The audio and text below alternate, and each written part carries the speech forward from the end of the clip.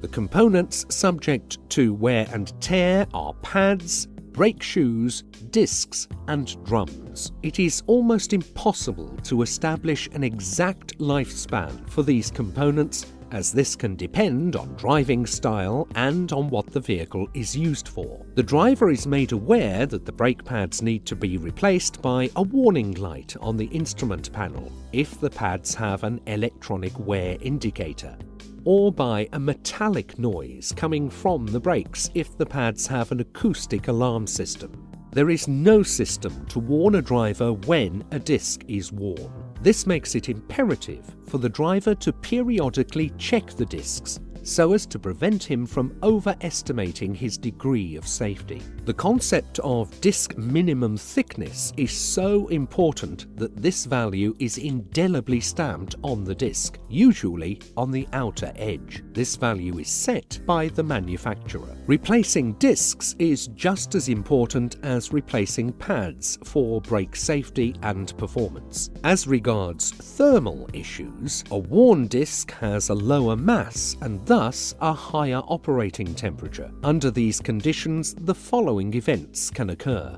The risk of vapor lock if overheating spreads to the brake fluid. The risk of fading when the overheated pads release a layer of gas. Accelerated pad wear, whose duration can decrease by up to 30%.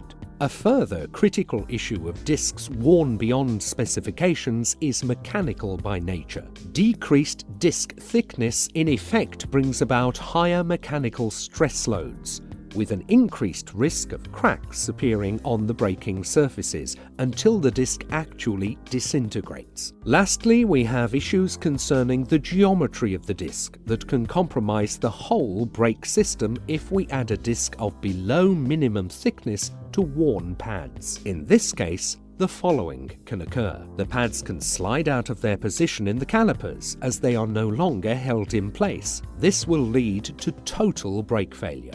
If the pistons go beyond the seals in the caliper, this will result in a leak. In this case too, total brake failure will result. Damage to the protective dust cap will leave the piston open to attack from corrosive agents in the wheel. This will lead to the gradual formation of corrosion where the piston and caliper meet. The piston will no longer be free to move and the brakes will gradually become useless. To prevent these risks from occurring, it is good practice when replacing pads to also replace the discs if they are near their minimum thickness. This will ensure that during the lifespan of the new pads, the discs will not go below the minimum thickness value. Problems like those for discs also occur when drum wear exceeds the manufacturer's recommended limit, which in this case is the maximum diameter. In conclusion, we can clearly see that the brake performance of a vehicle with badly worn components is always worse than that of a vehicle with new components. This applies both in terms of brake efficiency and performance. The degree of safety is directly affected if the wear and tear on certain components exceeds the minimum limits set by the manufacturer.